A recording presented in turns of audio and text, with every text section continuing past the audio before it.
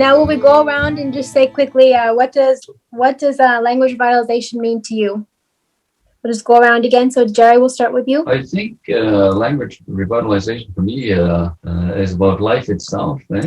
I think for a lot of our people, we have that, there's a cultural disconnection, there's a spiritual disconnection, and I see language and land as being part and parcel of the same thing. So when we talk about language revitalization, that tells me that there's a spiritual, a land disconnect with the land.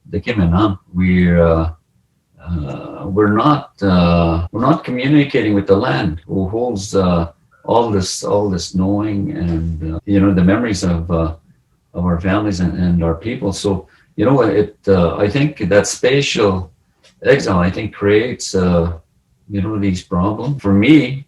Looking at it from a spiritual or the spatial exile rather, and the social problems that it created will be mitigated by knowing the language of the land. That's what language revitalization means to me. Miigwech. Thanks for that. Thank you.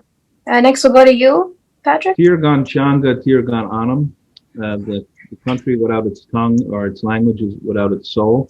So that would overlap with what Jerry is saying, that language is part of a kind of a spiritual connection to the land and to life itself.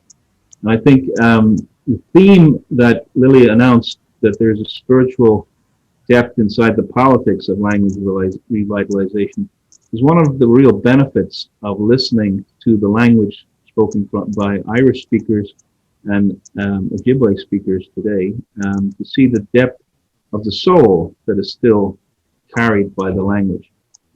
The creator, in whatever name the creator is given, the creator has given us language to be unique and to speak our words with respect for the earth.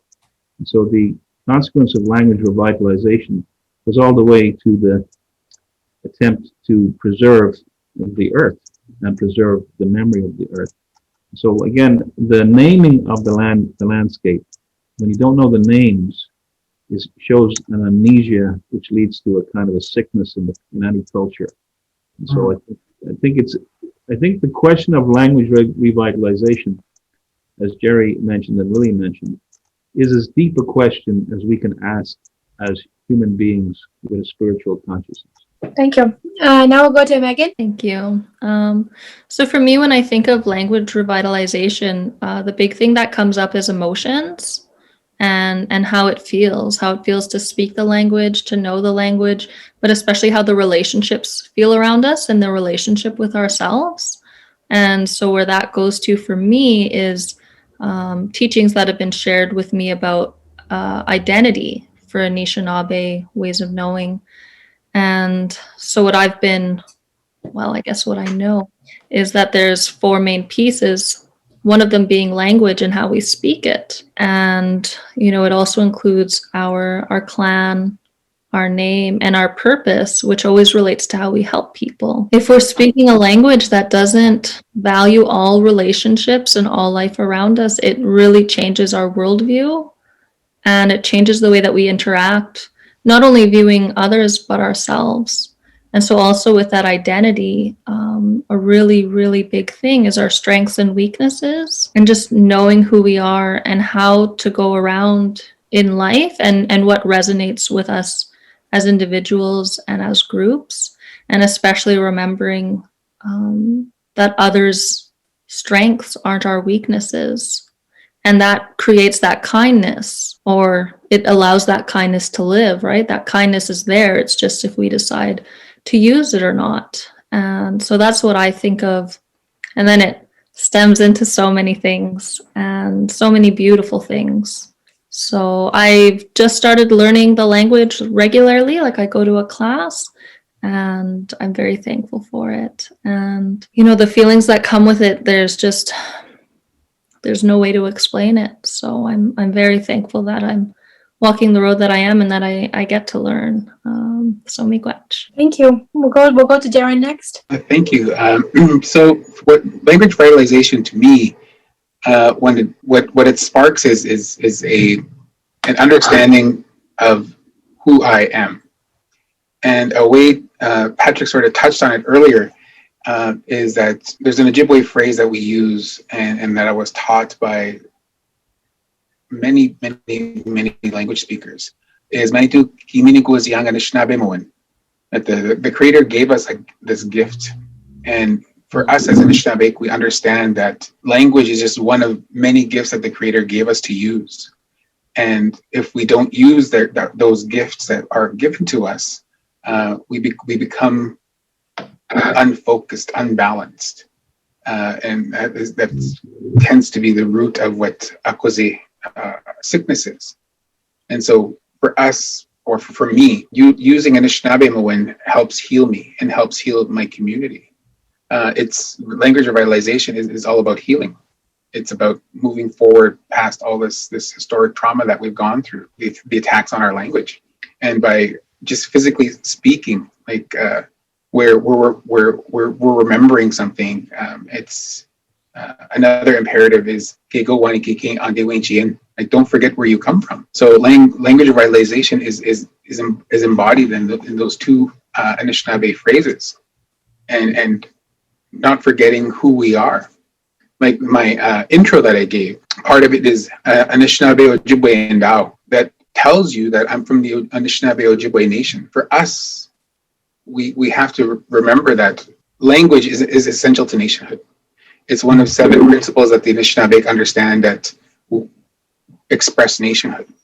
So there's the belief in Manitou, so belief in God, Creator, whatever you want to call him or her. Our relationship to Aki, so our relationship to land. The people that we have, the Anishinaabe Ojibwe, Anishinaabe Moen, of course, our language. The teachings that we've been given on how to live.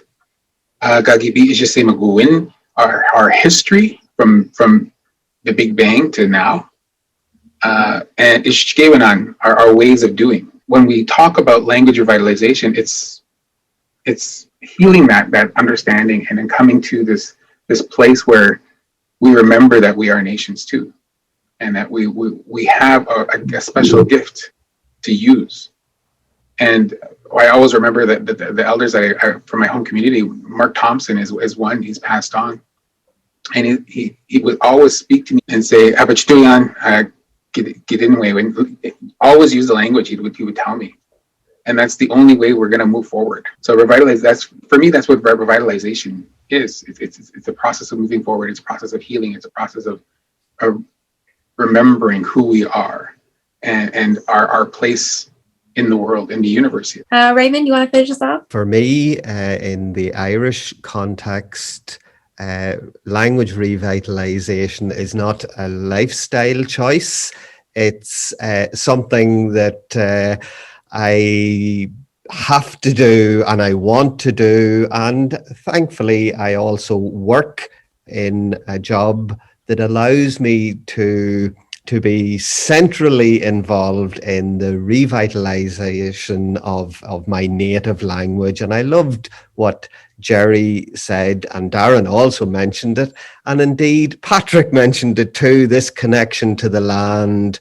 It's almost as though that unlike other aspects of nature, we're hovering across the land, and if we have anything that actually represents roots into the land, it would be our language, which connects us to the land and connects us to our ancestors who are in the land, even though their spirits are with us.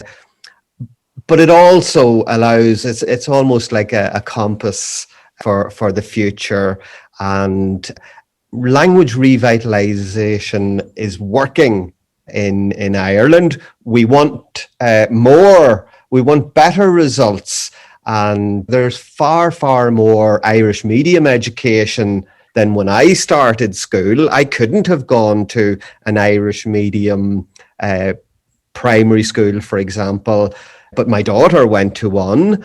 And there are now 40 Irish medium schools in the small corner of Ireland, what we call the north of Ireland here, the Republic of Ireland, where the Irish language is the first language and enjoys full support of the state. In the north here, the Irish language does not have an official status, but broadly speaking, the headlines would indicate that there is definitely more Irish language activity, more Irish language being spoken, more support for the Irish language. In fact, the Irish language is often seen as a chic aspect of our culture, and it is drawing more and more people of varying ages into its orbit. But we want more, and we want greater protection for the Irish language, and we want the Irish language to be available and open to all, which it is, not only on the island of Ireland, but throughout the world. So that's what the Irish language revitalization means to me.